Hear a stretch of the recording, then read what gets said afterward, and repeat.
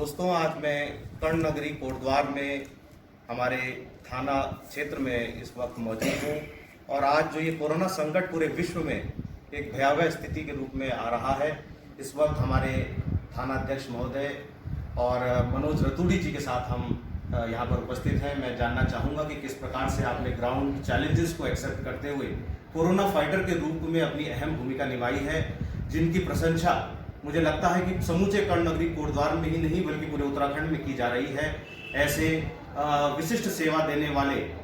मैं तो जननायक भी कह सकता हूं ऐसे व्यक्ति को, जो कि तन मन से लगातार समाज हित में अपना कार्य कर रहे हैं। तो मैं आज मनोज रतूड़ी जी के साथ इस वक्त मौजूद हूं कर्ण नगरी कोटद्वार में, कर्ण नगरी टाइम्स की ओर से। रतूड़ी जी, मैं सबसे पहले आपसे पूछना चाहूँगा कि किस प्रकार के ग्राउंड लेवल चैलेंजेस आपने कोरोना को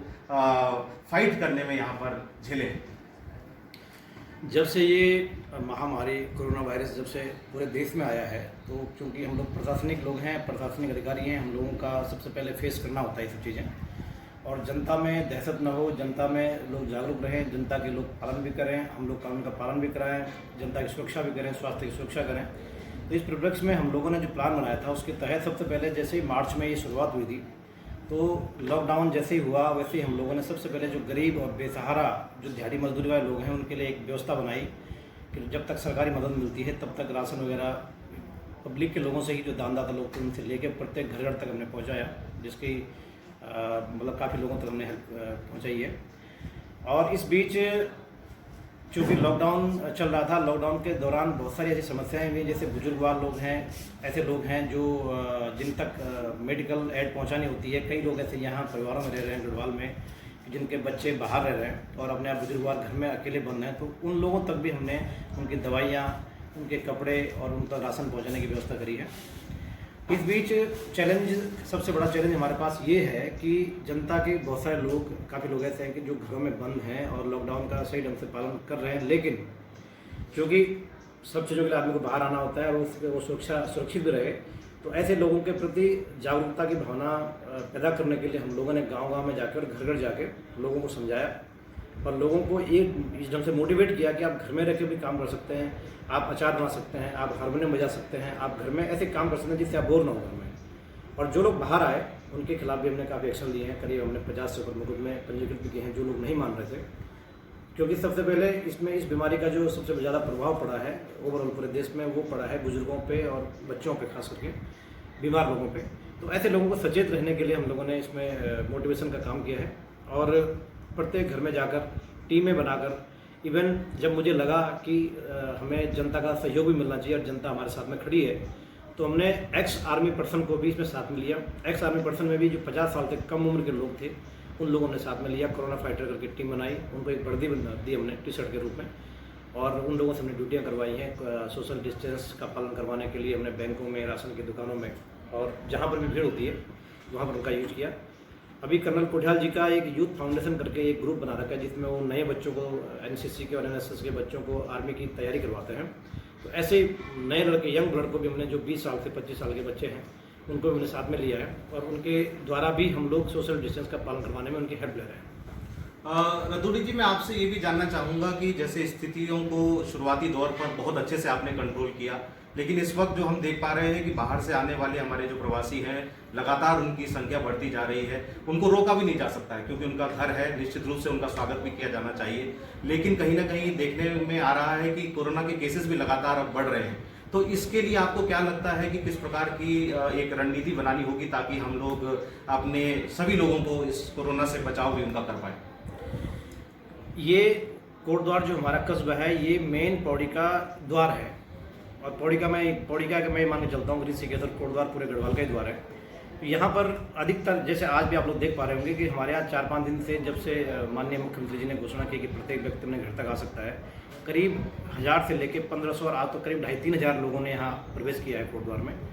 तो इसके लिए हमने कोड़िया चेक पोस्ट पे सबसे पहले तो हमने 4-5 टीमें बना रखी हैं और आज हम एक व्यवस्था और बनाने जा रहे हैं वहाँ पर। इन 4-5 टीमों में हमारे पास तहसील प्रशासन वहाँ बैठा हुआ है, पुलिस प्रशासन बैठा हुआ है, डॉक्टरों की टीम बैठी हुई है जो प्रत्येक आदमी को चेक कर रहे हैं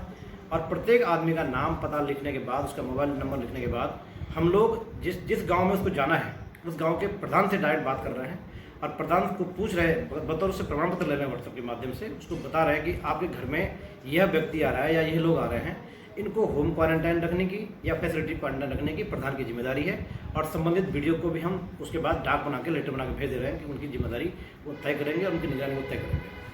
हम लोग भी जैसे कि समाज के बीच में जाते रहते हैं तो कहीं ना कहीं आजकल एक संदेश मिल रहा है जो हम तक पहुंची है, एक सूचना मैं आपको भी बताना चाहूँगा और आपके उसमें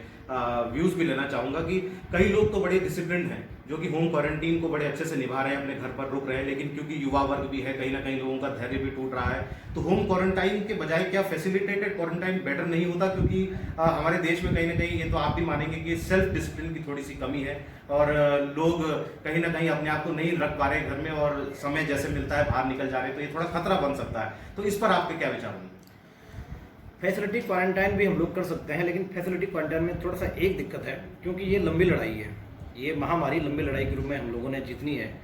और अभी भी हमें लगता है कि काफ़ी लंबी चलेगी। जो कि फैसिलिटी क्वारंटाइन के रूप में हमारे पास लिमिटेड स्कूल है, लिमिटेड हमारे पास संसाधन है। अब सपोज हमने फैसिलिटी क्वारंटाइन में, क्योंकि फैसिलिटी क्वारंटाइन का मतलब हुआ कि एक व्यक्ति को एक रूम देना और उस एक रूम के लिए उसके पास पूरी फैसिलिटी होनी चाहिए, यानी उसके पास सफाई कर्मचारी वहाँ रहना चाहिए, उसके खाना खाने की व्यवस्था वहाँ होनी चाहिए, उसके मेडिकल की व्यवस्था वहाँ होनी चाहिए। तो यदि हम प्रत्येक व्यक्ति को एक कमरा दें तो ऐसे में कोटद्वार में पॉसिबिलिटी नहीं है, क्योंकि हज़ारों की संख्या में लोग आ रहे हैं। तो ऐसे में फैसिलिटी क्वारंटाइन मैं समझता नहीं हूँ कि संभव हो पाएगा। और इसकी सबसे बड़ी दिक्कत एक चीज़ और भी है कि जब फैसिलिटी क्वारंटाइन एक ही जगह पे करते हैं तो उसका भी नुकसान ये है कि एक आदमी महाराष्ट्र से आ रहा है, एक पंजाब से आ रहा है, एक गुड़गांव से आ रहा है, संभवतः उनमें से यदि एक आदमी कोई एफेक्टेड हो बाय द महामारी से, कोरोना वायरस से, तो सभी को होने की संभावना रहती है। तो इसलिए इसको हमने इस पर ज़्यादा तवज्जो नहीं दी है। सिर्फ ऐसे लोगों को हम फैसिलिटी क्वारंटाइन करवा रहे हैं जिनके ग्राम प्रधान या वार्ड मेंबर घरों में उनको होम क्वारंटाइन करने से मना कर रहे हैं, ऐसे लोगों को ही फैसिलिटी क्वारंटाइन दिया जा रहा है। एक बता था इसको करना जरा थोड़ा पॉज करना। तो रतूड़ी जी, जैसा आपने कहा कि फैसिलिटेटेड क्वारंटाइन थोड़ा सा मुश्किल है और कहीं ना कहीं होम क्वारंटाइन पर ही आप लोगों का ध्यान रहेगा। तो जैसा कहते हैं कि भय बिन प्रीत न होत, तो मुझे लगता है कि कहीं ना कहीं हमको जो क्षेत्र में इस वक्त एक अवेयरनेस कैंपेन के तहत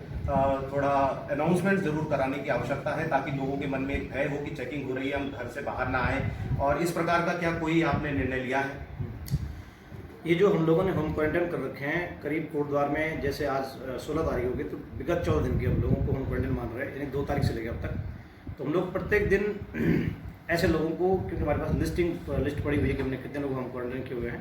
तो ऐसे लोगों की निगरानी करने के लिए, उनके ऊपर निगरानी रखने के लिए प्रशासन ने, तहसील प्रशासन ने अध्यापकों की नियुक्ति कर रखी है और हमारे बीट कांस्टेबल उसमें नियुक्ति वो कर रहे हैं। आज ही हमने 2 लोगों के खिलाफ मुकदमा लिखा है। इसमें 2 लोग ऐसे हैं कि जो इसका अनुपालन नहीं कर रहे थे, तो हमारे बीट कांस्टेबल जब गए उनको बाहर घूमते हुए आएगा तो उनके खिलाफ मुकदमा पंजीकृत किया है।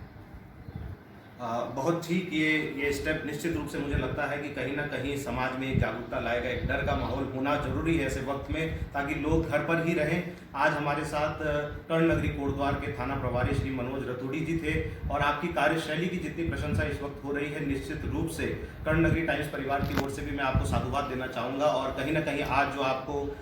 विशिष्ट पुलिस मेडल से सम्मानित किए जाने की जो खबर आई है, ये सब के लिए एक बड़ी खुशी की बात है। सभी उत्तराखंड वासियों के साथ साथ कर्ण नगरी कोटद्वार वासियों के लिए भी बहुत खुशी की बात है। आपकी कार्य प्रणाली के माध्यम से ही आप इस मुकाम तक पहुंच पाए, आगे के लिए भी मैं आपको शुभकामनाएं दूंगा। कर्ण नगरी टाइम्स के लिए मेरे सहयोगी शशि भूषण अमोली जी के साथ मैं मयंक प्रकाश कोठारी, भारतीय।